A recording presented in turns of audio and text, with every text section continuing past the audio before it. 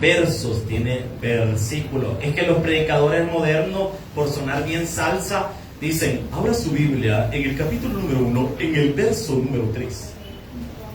Los versos pertenecen a los sonetos o a la poesía. Las únicas partes que están en verso en la Biblia son el libro de los Salmos, el libro de Job, el libro de Proverbios, Eclesiastés y Cantares.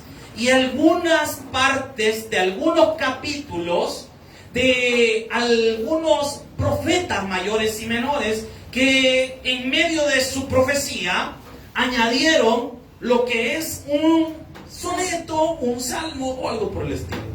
Pero la Biblia tiene versículos. ¿Y qué son los versículos? Pequeñas partes de un capítulo. A esas pequeñas partes le llamamos versículos. Así que si usted es un predicador de la iglesia, anda diciendo, abren el verso número 3. Mire, cuando usted ve a alguien así, jálele el pelo y dígale, aguado, no significa eso, ¿verdad? Bien, Romanos capítulo 1, versículo número 18. ¿Lo tiene, iglesia? Romanos 1, 18, ¿lo tiene? Es que hay que estar feliz en la casa de Dios, hermano. No hay nada mejor que estar en la iglesia. Mire, después que uno ha ido a un hospital y ve tanta gente enferma, uno le agradece a Dios no estar enfermo, hermano. No, sí, es una gran bendición. Es una gran bendición estar en la casa de Dios, una gran bendición. Ve lo que dice la Biblia, Romanos 1:18, he titulado este mensaje, todos somos culpables o la culpabilidad del hombre. Así le hemos titulado. Bien, en Romanos 1:18, lea conmigo la palabra de Dios en nombre del Padre, el Hijo y el Espíritu del Señor. Porque la ira de Dios se revela desde el cielo contra toda impiedad e injusticia de los hombres que detienen con injusticia la verdad. Por lo que de Dios se conoce, les es manifiesto, pues Dios se lo manifestó, porque las cosas invisibles de Él, su eterno poder y deidad, se hacen claramente visibles desde la creación del mundo, siendo entendidas por medio de las cosas hechas, de modo que no tienen, ¿qué dice la Biblia? Excusa. Buen Dios y Padre que estás en los cielos, Señor, te alabamos, te bendecimos, te damos gracias, Señor, porque estamos esta noche en este lugar, donde es nuestro lugar de adoración, donde venimos a aprender de tu palabra, Señor, donde tu palabra va a ser expuesta con denuedo, con autoridad, porque tú eres, Señor, nuestro Dios, y tu Espíritu Santo es el que va a predicar en esta hora. Yo me someto totalmente a tu Espíritu, Señor. Necesito de ti, guía esta predicación. Yo no puedo, Señor, soy un siervo inútil. Necesito de mi Señor. Gracias, Padre, en el nombre poderoso de Jesús. Amén y amén. Puede tomar su asiento, hermano. Puede tomar su asiento. Qué bendición esta noche. Qué bendición estar en la casa del Señor. Bien, Romanos. Pablo está abordando este tema porque él quiere poner quietos a los gentiles que están despreciando, sería la palabra, o mejor dicho, menospreciando a los judíos que habían regresado a Roma y que se habían convertido al cristianismo. Y va a mostrar que todos los seres humanos somos pecadores, hermano. Y aquí, discúlpeme si usted le lleve de don Santulón y de don No Peco, discúlpeme, pero hoy la palabra de Dios le va a enseñar que usted también peca. Solo que peca diferente a otros, porque algunos pecamos más escondiditos. Pero todos pecamos, ya sea en pensamiento, en acciones o en ambas cosas, o le añadimos una tercera más todavía. Pero todos cometemos errores. Todos los seres humanos cometemos errores. Si mire, si estar en la iglesia fuera por ser buena persona, las iglesias estarían cerradas todas. No estaría ninguna abierta. Si en la iglesia, bueno, aquí en esta iglesia no vamos a dejar entrar buena gente. Ay, hermano. Si en el que predica podría entrar usted. Mire, gracias a Dios estamos en el periodo de la gracia, hermano. Valga la redundancia. Gracias a Dios. ¿Sabía usted que en el antiguo pacto, cuando el sacerdote entraba a ministrar y si el sacerdote tenía pecado, se moría en el altar usted? La mayoría de pastores de Soyapango estuviéramos chamuscados ya, hermano. Por no decir del mundo entero. Servidores, no me ría. Porque también los sacerdotes que no estaban ministrando, pero servían en el tabernáculo y no andaban bien delante de Dios, palmolive, hermano.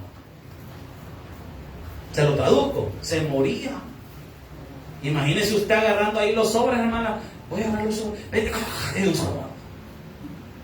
Imagínese el que canta. Bueno, hermano, vamos a... y ¡bum! El que está ahí en la puerta dándole bien. Hermano, ven. Y de un solo y todo palmo libre, hermano. ¿Por qué? Por pecadores.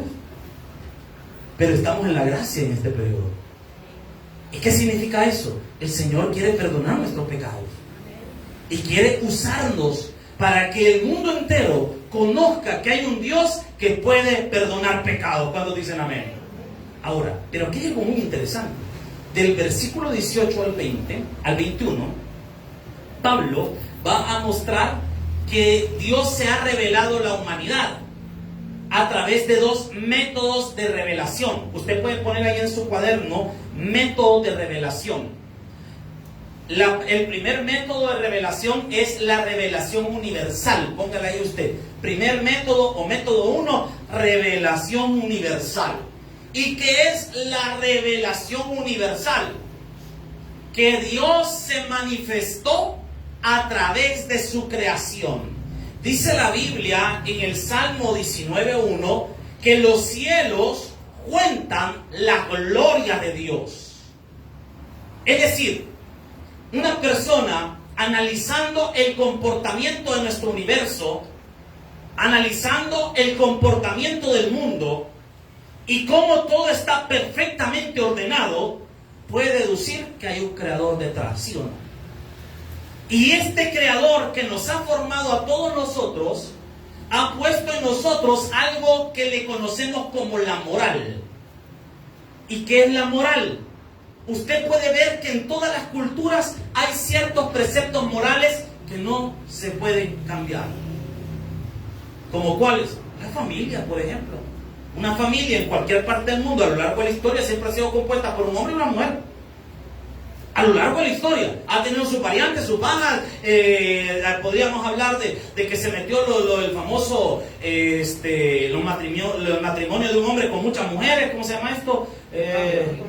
Poligamia, gracias. Y se metió todo ese montón de volados. Pero siempre la esencia entre todas las mujeres de ese hombre, siempre había una que era su esposa propiamente, y él. Porque la familia está constituida así. ¿Y quién puso ese orden? Dios.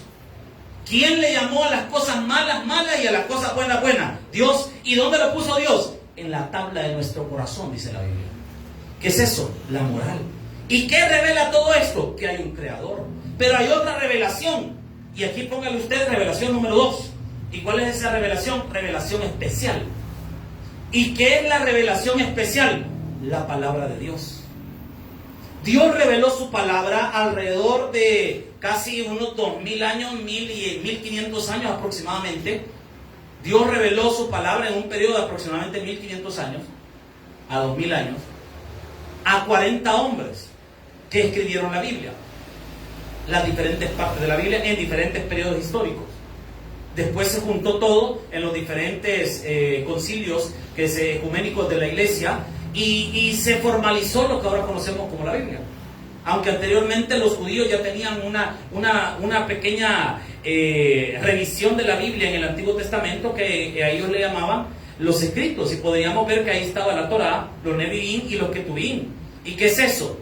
La Torá, la ley, los Nevi'im, que son los profetas, y los Ketuvim, que son los profetas posteriores. Entonces, mire, a pesar de todo esto, Dios reveló en su palabra y utilizó diversos métodos de revelación. ¿Cuáles fueron los métodos usados por el Señor? Los sueños, la revelación profética y los éxtasis proféticos. Los sueños fueron la forma más arcaica en la que Dios reveló su palabra a aquellos hombres allá en el libro de Génesis. Posteriormente lo vemos allá casi llegando al libro de Jueces y entrando ya casi al libro de Samuel, que Dios comenzó a levantar algo que se le conoció primero como vidente y después como profeta. Y estas personas llamadas por Dios para escribir la Biblia, Dios les revelaba la palabra. A esa revelación se le llama... ¿Te lo acabo de decir? No, el segundo. ¿Cómo? No estás poniendo atención. Sueños, revelación profética y éxtasis profético. En el Nuevo Testamento, lo que hemos venido los jueves a estudiar el Apocalipsis, Sabemos que Juan estuvo en un éxtasis profético.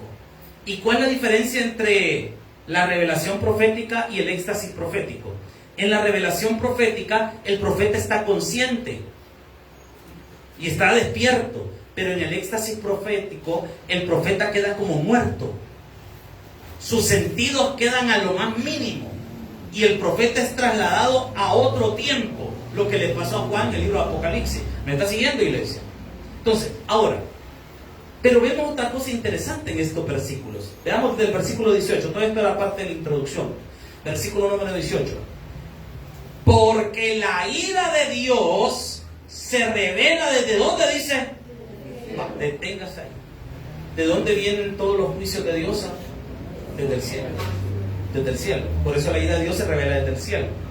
Y nótese esto. Dice la palabra de Dios que Dios tiene ira. Yo no sé dónde sacan aquello que dicen, no, es que Dios no se enoja con nosotros. Si Dios no castiga a nadie, no ha leído la Biblia. La Biblia habla, hermanos, claramente de que Dios se enoja.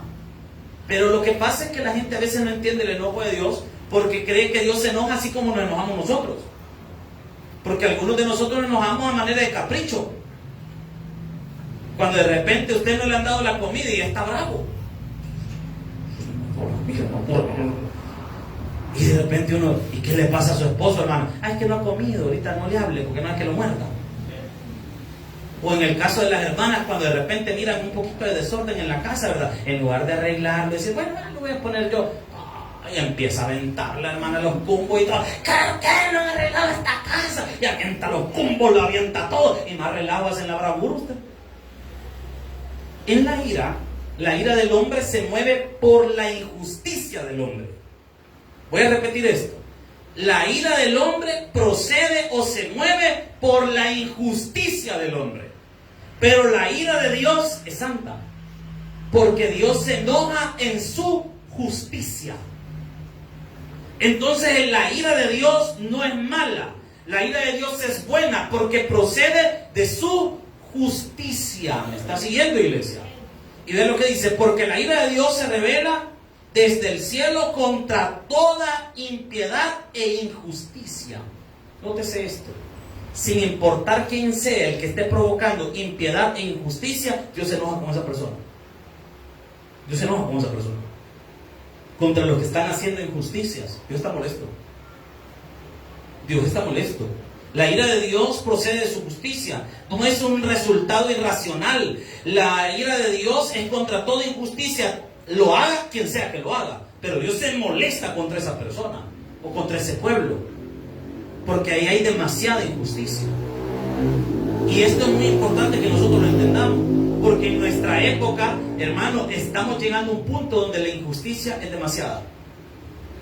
Y cuando en una nación, cuando en un pueblo, la injusticia es demasiada, entonces va a aparecer la justicia de Dios. Mire, voy a decir algo que va a ser bastante fuerte, pero todo esto que le ha pasado a la humanidad, hermano, discúlpeme, es consecuencia de la injusticia de la humanidad, hermano. Mire cuántas cosas están pasando. Dicen que en Guatemala ya está la gripe del mono, usted. La viruela del mono, no sé qué es lo del, algo del mono es, pues. Pero tenga cuidado, hermano.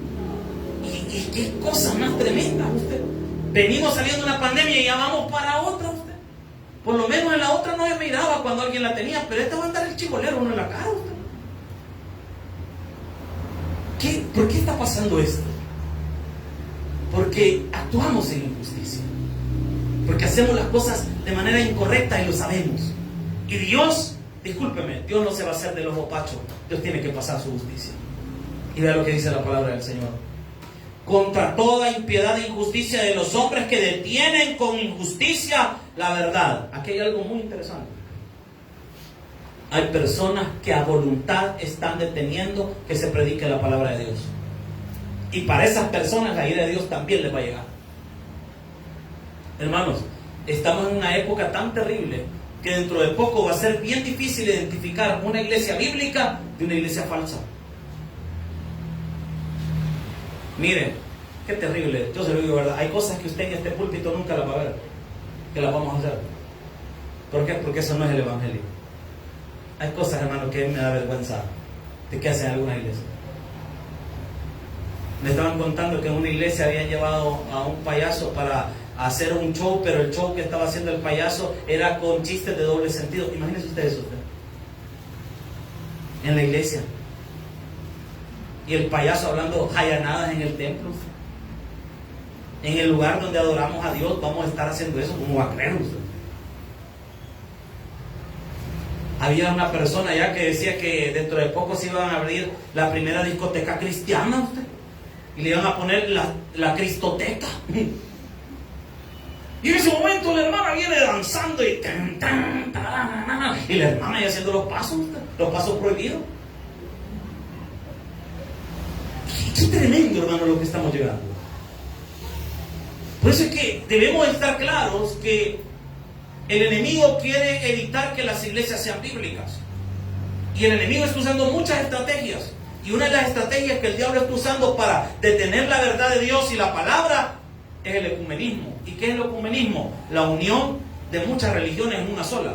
Eso se llama ecumenismo.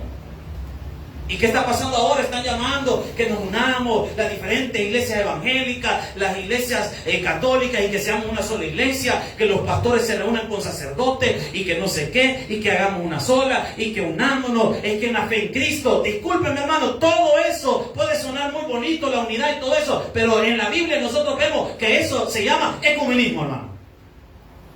¿Y qué es eso? Disolver la verdad. ¿Sabía usted que ya hay traducciones que se están vendiendo de la Biblia y tiene que tener mucho cuidado con la traducción que compre? Que ya no trae los versículos que hablan más, que enseñan que las relaciones homosexuales son pecado. ¿Sabía usted que hay textos que han anulado esos versículos? Hay Biblias. Y que ya están vendiendo.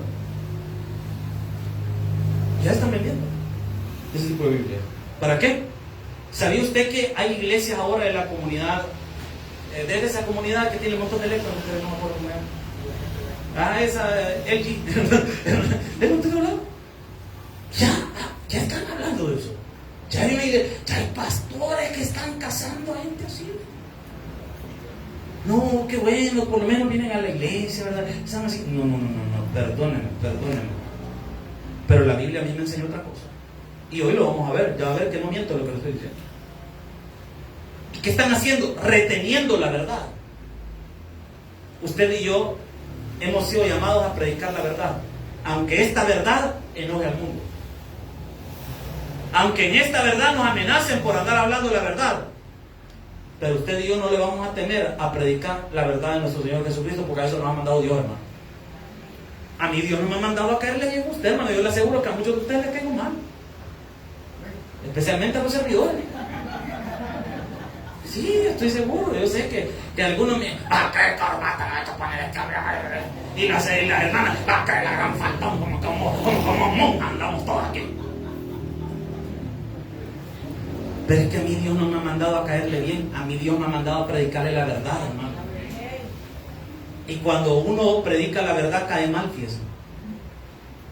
Porque el mensaje de la verdad es fuerte y es contundente. Y cuesta a veces digerirlo. Pero es lo que Dios quiere que nosotros prediquemos. Amén, iglesia. Se aplauso para el Señor. Un saludo para nosotros. Y vea lo que dice la palabra de Dios, versículo 19. Porque lo de Dios se conoce, lo que Dios se conoce, les es manifiesto, pues Dios se lo manifestó. Este versículo está diciendo que no hay excusa para la humanidad, porque a través de la revelación natural, Dios se manifestó a todas las personas. Esto responde a la pregunta que a veces las personas hacen y dicen: mire, pastor, ¿y qué pasa con aquellas tribus que se murieron sin escuchar de Dios? ¿O qué pasa con los mayas, los incas y todos estos pueblos que no conocieron a Cristo, sino hasta la conquista? Y de repente en la conquista no les presentaron a Cristo, sino que la espada y los obligaron a recibir una religión en la cual no creían. ¿Qué pasa con esos pueblos? ¿O qué pasa con los niños, por ejemplo, con ciertas enfermedades que no les permiten captar ciertas cosas o entenderlas? ¿O qué pasa con las personas que tienen alguna deficiencia para el aprendizaje? ¿Qué sucede con estas personas? Que dice la Biblia que Dios se manifestó a esas personas también y testificó en sus corazones. Y dice la palabra en el versículo 20: Porque las cosas invisibles de Él, deténgase ahí. La palabra Él está con acento, o sea que estamos hablando de una persona. Estamos hablando de Dios. Porque las cosas invisibles de Él, ¿cuáles son las cosas invisibles de Él? Los atributos incomunicables de Dios. Esas son las cosas invisibles de Él. Sus atributos incomunicables. Por eso aquí ¿por qué dice que son atributos incomunicables? Vean lo que dice el texto. Su eterno, ¿qué dice? ¿Y eso es un atributo comunicable o incomunicable? ¿Por qué es incomunicable? Porque solo le pertenece a Dios. Amén. Los atributos comunicables de Dios son aquellos que Dios los compartió con su creación. ¿Como cuáles, hermano? El amor, la amistad, la vehemencia, la benignidad. Todas estas son cualidades que están en Dios y en su creación también. Por otro lado, si hablamos de su eterno poder y deidad, estamos hablando de sus atributos incomunicables. Son las cosas que solo están en Dios. ¿Y cómo se manifiestan esas cosas? A través de su creación. Y vean lo que dice. Se hacen, ¿cómo dice la palabra? Claramente visibles. ¿Desde cuándo? Ahí está su respuesta, amigo. O sea que a lo largo de la historia no hay un pueblo que puede decir que no pueden conocer a Dios. Claro que sí. ¿Por qué? Porque dice que Dios se le reveló desde la creación del mundo. Y vean lo que dice la palabra. Siendo entendidas por medio de ¿qué dice? ¿Y qué son las cosas hechas, iglesia? La creación. O sea que cuando yo miro el cielo, y mire, cuando tenga falta de fe, le recomiendo hacer esto. Ve el cielo un ratito usted. No para que le caiga un billete a 20, ¿verdad? Sino para que usted pueda ver si Dios pudo hacer todo eso que está ahí arriba. ¿Qué es su problema y qué es mi problema comparado con el poder del Creador, hermano? ¿Nada? Y vean lo que dice la palabra. De modo que no tiene, ¿qué dice la Biblia? No hay tales. Nadie tiene excusa. Nadie puede decir, yo no puedo, yo nunca he oído nada de Dios, yo no puedo saber si existe un Dios o no existe un Dios. Dice la Biblia que nadie tiene excusa. ¿Por qué? Porque Dios a todos se les ha revelado. Y las personas que se llaman a sí mismas ateas, que no existe nadie de decir, por cierto, que sea ateo realmente, porque todos creemos en algo. No, si yo no creo en Dios, sí, pero crees en la ciencia. Y la ciencia se convirtió en tu Dios, siempre cree en algo. Un ateo es una persona que de alguna forma, la mayoría les ha pasado algo. A todos les ha pasado algo en su infancia, pues. Algo en los que sintieron que Dios los abandonó y por lo tanto decidieron hacerse ateos. Y vean lo que dice la palabra, versículo 21. Bueno, por cierto, hay 3 tipos de ateos, no sé si usted sabía eso. Está el ateo que vive como que si no creyera en Dios. Ese es el ateo práctico. El que vive como que si Dios no existe. Está el ateo que se conoce como el ateo dogmático. ¿Y qué es el ateo dogmático? Es aquel ateo que su dogma de fe es creer que Dios no existe. Su premisa en su vida es que Dios no es real porque no hay pruebas científicas de ello. Y está el otro que ese es como una especie de agnosticismo. Una persona que dice, bueno, yo no puedo saber si Dios existe o no existe. Entonces está en medio. Esos son los tipos de ateos que podemos clasificar. Ahora, versículo número 21. Creo que dice la Biblia. Pues sabiendo conocido a Dios, no le glorificaron como a Dios. Aquí, desde el versículo 21, vamos a empezar a ver que el problema del hombre inicia cuando decide abandonar a Dios. Mire, y esto que le voy a decir, hermano, es muy fuerte y espero que usted lo pueda valorar y atesorar. No hay nada peor que le pueda pasar en su vida que después de haber estado en la iglesia, congregándose, leyendo la Biblia o sirviendo, usted decida alejarse de Dios. Eso es lo peor que le puede pasar en la vida. Porque a usted le ha acontecido el verdadero proverbio, dice la Biblia. ¿Y cuál es el verdadero proverbio? ¿Qué dice la Biblia? Que la puerca lavada vuelve y el perro vuelve a comer su vómito. Todo aquel, hermano, que decide alejarse de Dios después de haber estado sirviendo en una iglesia, después de haberse puesto el uniforme, después de haber estado congregándose, y decidió voluntariamente dejar de congregarse por cualquier tontera, hermano.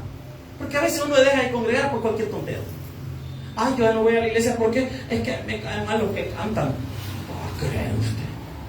Si es que usted no viene por los que cantan, hermano, usted viene por el Rey de Reyes, Señor de Señores.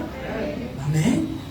Ay, yo ya no voy a la iglesia porque me cae mal el pastor. Está bueno, vaya a otra, no hay problema. Pero hermano, no se deje de congregar, hombre. Pero ¿sabe qué sucede a veces? La gente dice, no, ya no voy a la iglesia porque me cae mal ese hombre. Con más con el gran cucurucho que ha dejado en la cabeza. Yo creo que de ahí lo agarra la hermana Silvana, ¿verdad? Venite, como que es plancha, volado. Yo me congrego en otra iglesia. Ah, qué bueno. ¿Y qué tanto vas? Ah, una vez al mes, pero voy. Ah, criatura, ya te alejaste de Dios. ¿Sabes qué es lo yuca? Que la persona comienza a enfriarse. Y lo terrible del que se enfría es que ni cuenta le da que está helado. Y de repente ya no canta alabanza. Y de repente ya no se congrega. De repente ya no ofrenda ni diezma. De repente se aleja de las cosas de Dios. Y de repente comienza a decir malas palabras otra vez. Y de repente ya tiene otra mujer. O otro hombre, tal sea el caso. Y de repente ya anda fumando y tomando otra vez. Y de repente esta persona comenzó a hacer las cosas que hacía antes y peor que como las hacía antes. ¿Se recuerda lo que le pasó a aquella persona de los demonios? Que salió un demonio y cuando el demonio encontró la casa limpia y aseada, trajo a otros 7 demonios peores y habitaron en ese cuerpo. Y dice la Biblia que el postrer estado viene a ser peor que el primero. Yo le doy un consejo, hermano. Nunca se aparte de Dios, hombre. Créame, yo soy un hombre muy duro. Yo casi no tengo expresiones amorosas, hermano. A mí de nunca va a encontrar. Ay, hermano, yo lo quiero mucho, mucho. No, hermano, yo no soy hipócrita. Pero sí lo amo en el Señor, hermano. Créanme. No lo voy a andar diciendo todo el tiempo. Pero sí oro por ustedes. Por todos los hermanos que están aquí en la iglesia, oro por ustedes. Señor, que se conviertan, que no vayan a andar hablando mal de la gente. Que se conviertan, hombre. Miren, no me gustaría verlo mal el día de mañana a ustedes. Yo ya me he encontrado con hermanos que han estado a veces en una congregación en la que uno ha servido y de repente verlos en una cuneta, después de haberlos visto con el uniforme del tabernáculo, apasionados por Cristo, ganando almas, y después verlos en una cuneta. Señoritas que uno las vio crecer en escuela bíblica, allá debajo de un palo de mango la tienen a la cipota. La que usaba la camisa, soy de Cristo, ahora dice soy de Chepe. Qué triste, hermano. Y el jovencito que estaba bien firme en las cosas de Dios, que se miraba que iba a ser un buen servidor de Dios, de repente decidió alejarse de Dios. Y le empieza, y uno lo ve, hermano. Se ponen unos, lo primero que hacen todos los bichos que van de la iglesia, ponerse jaritos. Yo no sé qué es la pila. Yo todos los bichos que veo que van de la iglesia, lo primero como que están esperando. Requisito número 1 para irse a la iglesia, un jarito. Bola de piña, hermano. Allá andan con su bola de... Y después con el cigarro en la mano. Después con una botella de alcohol en la mano. Y el muchacho que amaba a Dios y que alguna vez estuvo de rodillas en una iglesia dándole gracias al Creador, ahora maldice a Dios afuera. Qué triste.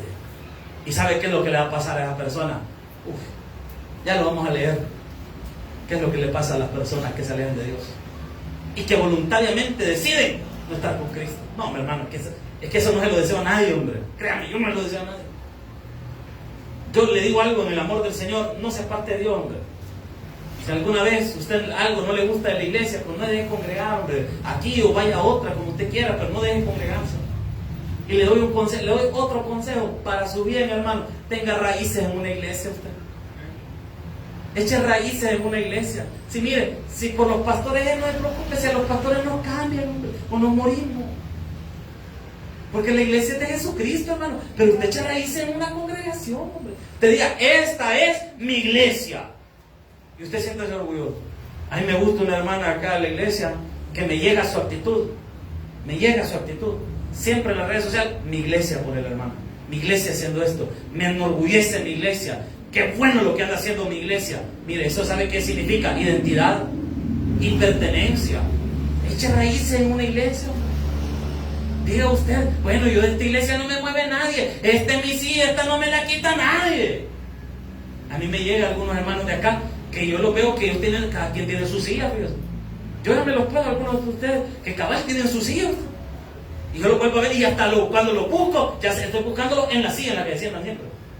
Hermano, no vino fulano. No, es que ahora lo movieron la hermana. Por eso no lo vi. Ya lo ponen en la silla en la que se sientan siempre. Y es lo que dice la palabra de Dios. Pues habiendo conocido a Dios, ¿qué decidieron hacer? No le glorificaron como a quién. Ni le dieron, ¿qué dice la Biblia? Esta gente es la que no agradece. Dios le hace un gran milagro. Bueno, todos los milagros son grandes, no sería un milagro. Todos los milagros son grandes.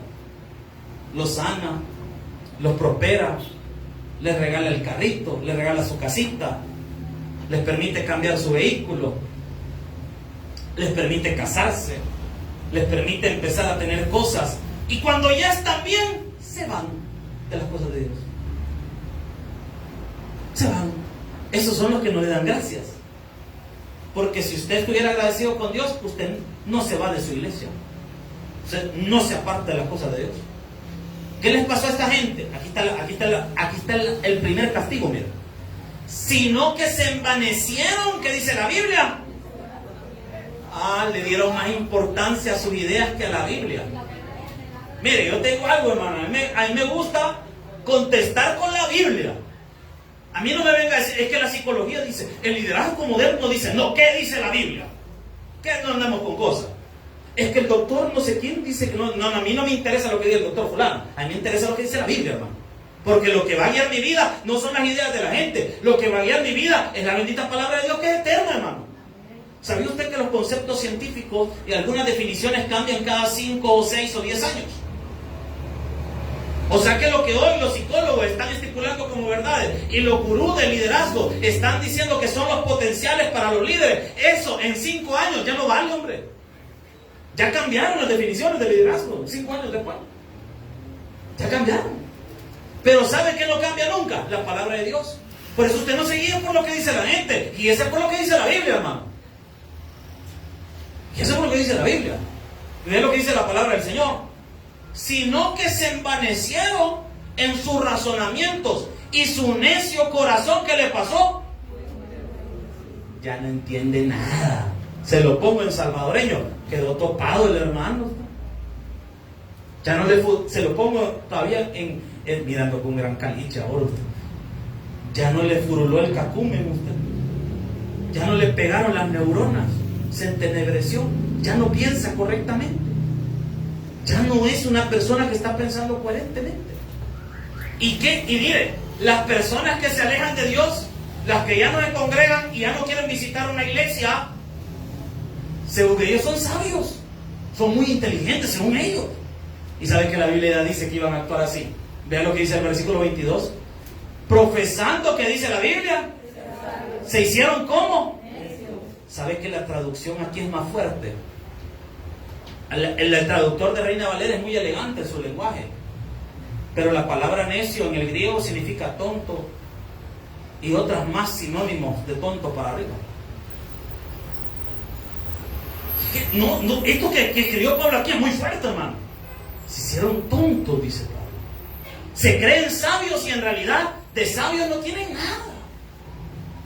Y él piensa o ella piensa que está bien porque se ha alejado de Dios, ahora es feliz, ahora puede vivir su vida a su manera, ahora ya nadie me dice nada, ahora yo hago lo que quiero. Hermanita, hermanito que estás en esa condición, con todo respeto, la Biblia te llama que tú te crees sabio, pero solo eres un necio más.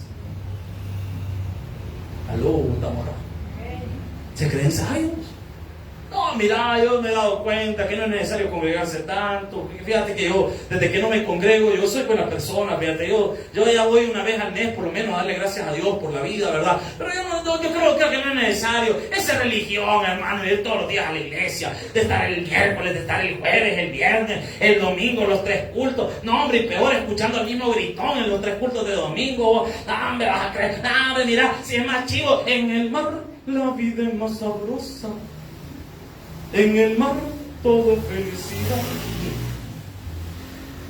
Allá él lo va a tragar a su ballena también usted. Yo, como le he dicho, yo estoy orando por los que van a ir a la feria a la hora del culto. Que allá se les trabe el tagadá. Al regresar, hermano del tabernáculo, trabaja en el tagadá. ¿Sí?